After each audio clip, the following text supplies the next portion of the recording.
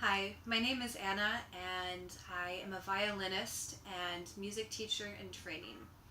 I've been teaching private and small group violin lessons for the past 5 years and have recently decided to embrace a more holistic approach to my teaching. I'll be moving to Senegal in West Africa this upcoming summer for several years to start a violin program and realize that because most of the people who I'll be working with have never picked up an instrument, it would be important to teach violin and teach music in general in a much more inclusive way. This is where Dalcroze comes in. So Dalcroze is a teaching method that acknowledges that we must always be aware of our body as musicians. Dalcroze was developed by Emile Jacques Dalcroze in Geneva, Switzerland in the 1890s. He was a professor of music at the Conservatory of Geneva, and he realized that his students, when they were writing music, they didn't have a good sense of what the music actually sounded like. They couldn't hear the music they were writing. He also noticed that in their music playing of their instruments of different varieties, they had different inconsistencies in their playing. So Jacques was this music teacher who really liked teaching through play and through games. So he decided to develop a set of exercises that engaged his students in movement. After some time of engaging in these exercises, Jacques saw that his students were becoming much more aware of their bodies and their playing, which resulted in better accuracy and technique, better rhythm, better intonation, and just all around better playing. Dalcroze is often referred to as Dalcroze eurythmics. Now, the term eurythmics comes from the two Greek roots, eur and rhythmos, translating to good flow. Eurythmics capitalizes on the body's natural physical movements. Eurythmics acknowledges that music is much more than notes on a page, than dots on a page, than fingers on an instrument, and then technique. Now, all of these things are important. However, the body is often left out of musical training. It's important to acknowledge that an instrument is played by a person, it doesn't play itself. So thus, an instrumentalist, or any musician for that matter, must always be aware of their body for the best output. Now, eurythmics helps the students to become more aware of their body through different exercises and movements. The purpose of eurythmics is to help the musician become more aware of their body and of its movements. Different eurythmic exercises set up this conscious cycle between the musician's mind and their body. As they think of a movement, they respond to it directly. That a Dalcroze teacher always has to think on their feet. The teacher is always creating and responding and improvising with their students. You can come into the day with a lesson plan, but ultimately you have to see how your students are responding to the different activities. Because Dalcroze has direct ties with energy flow, you must always be aware of the energy in the room, the energy levels of your students, and the energy levels of yourself too, and how you're communicating with your students. You have to always keep track of how they're responding to the movement and thus shift your exercises so that they can be the most engaged with the music and with their bodies. Thanks for watching my video. I encourage you to check out the list of resources that I have listed at the end of this video, for you can learn from them much more about different techniques and different philosophies behind Dalcroze than what I've laid out today. For the first Dalcroze test, I got together a group of friends at St. Olaf this past week. There were about 8 of us, and most of my friends are musicians who had come. They're either instrumentalists or they're in choir at St. Olaf. The great thing about that is that they've had music training for over a decade, and so they were able to catch on to the exercises pretty quickly. So we started with some stretching just to really get into our bodies and start to get warmed up. And then I turned on some Afrobeat music and encouraged everyone to start just bouncing and, again, just internalizing the beat. After that, we did some walking around the room slowly and then walking a little bit quicker. And I encouraged them to walk freely, not to think so much about running into things. And granted, that's a little difficult to do because we were in the painting studio, but it was still something. So they were walking around, and then we got to bouncing and just using a little bit more of our muscles. After that, we got into a circle, and we're working on putting the rhythm in different parts of the body, be it by bouncing to the beats, be it moving your head side to side in different ways. And that turned out pretty well too. Then stretch up and feel your breath just flowing through your body. And when you exhale, go ahead and go down and stretch up on your inhale. So let's spread out a little bit and just try to do as much space as you can.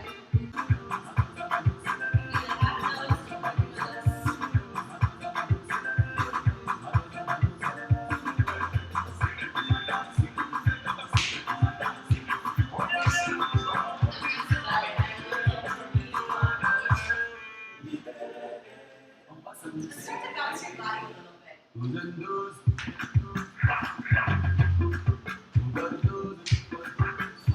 Il n'y en a plus pour longtemps, si j'ai une fille à l'autant et que je fais sentir les temps. Je veux juste s'investir avec elle, briser pour la paix, venue m'investir. La route est longue comme mes nuits blanches. À survoler le monde, la colère de la nature de plus en plus grande. Ça me souffle à la dernière vision. Une étoile par la foudre, les poussières, je veux pas kiffer les sons cool.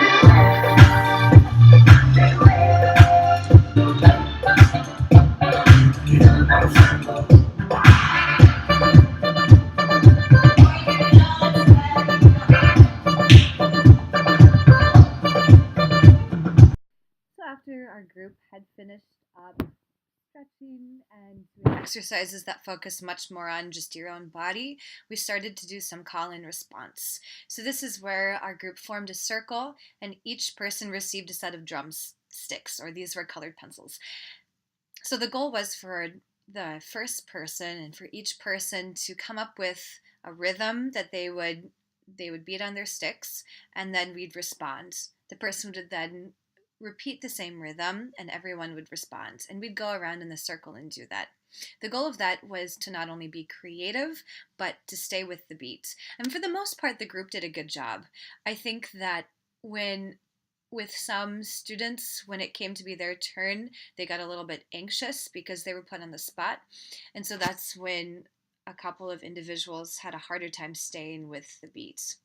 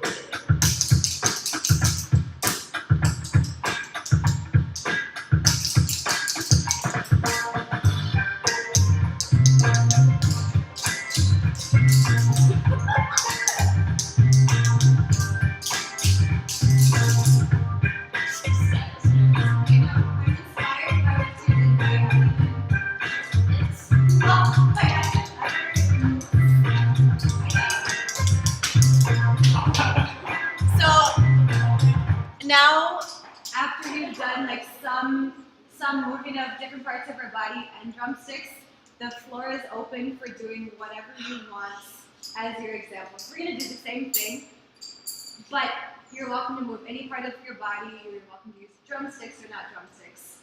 Okay? So your palate is more full.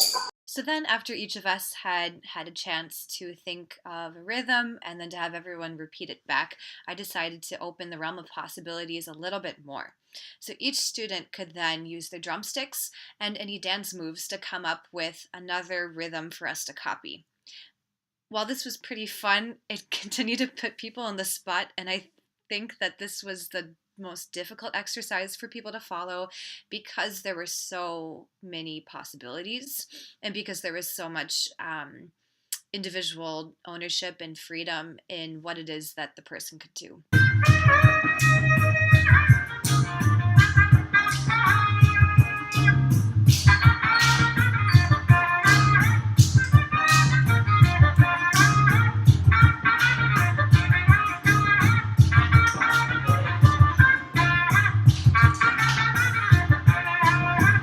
For the next exercise, everyone paired up and received a small golf ball.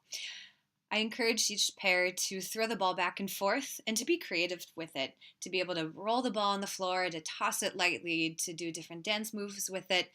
But here's the catch. With each throw, with each pass back and forth, the person who was passing was supposed to make a move or was supposed to make a noise. And this noise was supposed to be a sound effect that really went with the move. Now try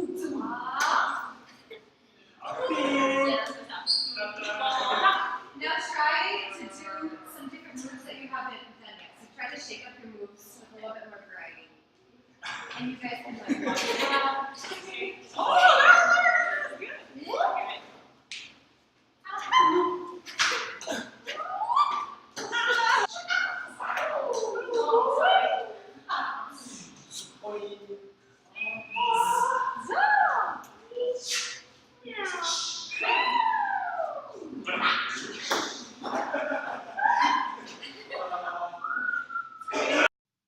And then finally, for the last two exercises of the 45-minute or so session, we decided to go outside onto the patio of CAD.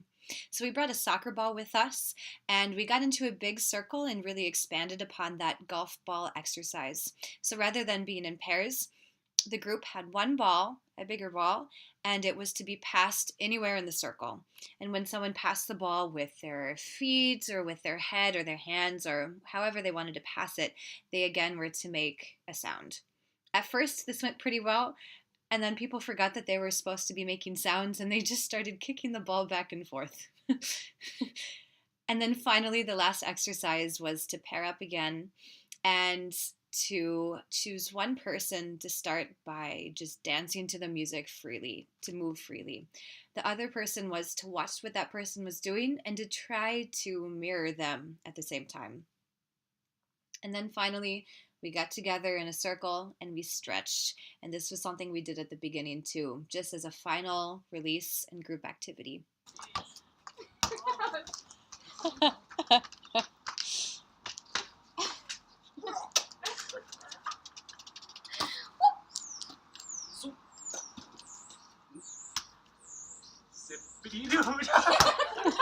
Mentality. If you say you be gonna be a man, you don't be slave man before, they don't release you now. You never release yourself. I say you fit it, never release yourself. Color mentality. If you say you be gonna be a man, you don't be slave man before, they don't release you now.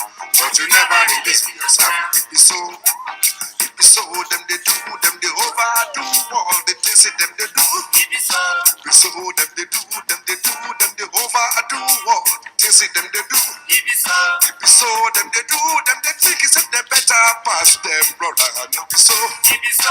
It be so. Them they do, them they think it's they better pass them, brother. And it be so. Hallelujah.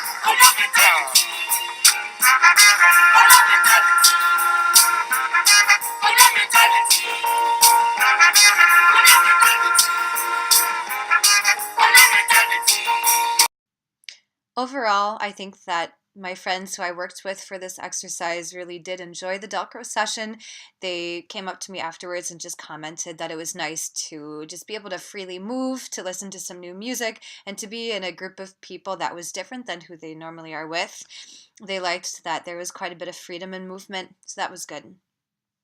The next time that I do a Dalcroze exercise like this with people, I'd like to spend more time warming up. It was good to be able to stretch at the beginning and just to bounce to music too, but I could tell that it was because there was such a range in the comfortability of people dancing and just generally moving to music. It took more time for some than others just to get comfortable with the exercises themselves.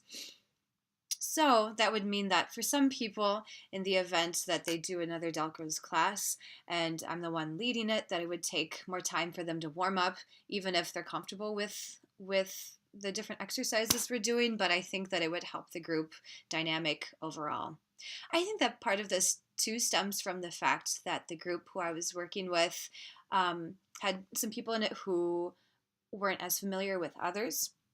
And so, because there were some people who were friends and some people who weren't as close with others, that it was just partly the group dynamic that made some people more comfortable than others at first. But I could tell too that throughout the course of the session, when we'd spent more time together and spent more time moving together, people generally developed more of a feeling of safety and being vulnerable in this. It can be vulnerable to move to music, even if it's movement that's fairly simple, and that's something that this Dalcroze workshop has taught me. All of the exercises that I used in the workshop with my friends came from different videos of Dalcroze classes that I observed. All of the classes have taken place in the past decade in different parts of the United States. So I decided to hold another Dalcroze workshop with my family and use some of the exercises that I found worked more effectively than others from the previous workshop. So we conducted 4 different exercises. The first, again, was just to walk around the room, to walk forwards, backwards to and at different speeds, following the beat of the music. And then to get into a circle, everyone got 2 different colored pencils and use them as drumsticks and to try again the call and response. Now that one was again the most effective, and I think it was because there was creative liberty, but there wasn't so much that it was overwhelming to each person. Thirdly, we tried the throwing the ball back and forth, and that was really fun. It didn't work as well as it did with the group of 8, just because there were 4 people who had tried it out at my house versus 8, and I think it would help to have more background noise, more people doing it, so that you feel a little bit more hidden than like the other groups hearing you. And then finally, we ended with pairing up and having people mirror each other's moves, and that was pretty fun.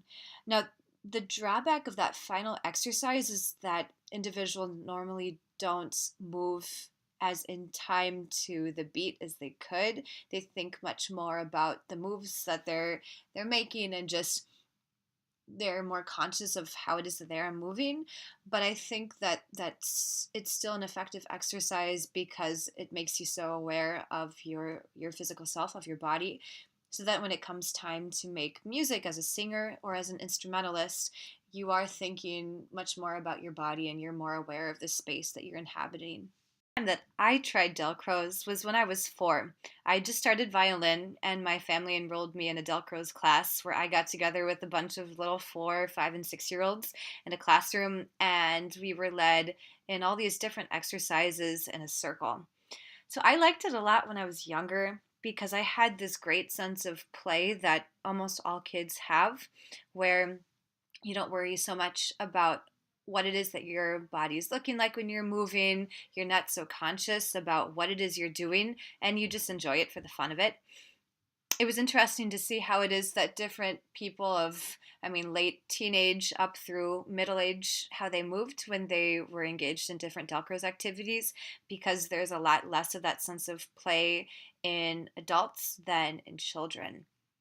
So I think one of the strengths of Dalcroze is that it allows the student, no matter the age, to play. Sometimes it might feel silly, especially if you're a trained musician, but I do truly believe that it helps any musician to become more aware of their body, to internalize a pulse in a different way, and to just have fun listening to music and responding to it.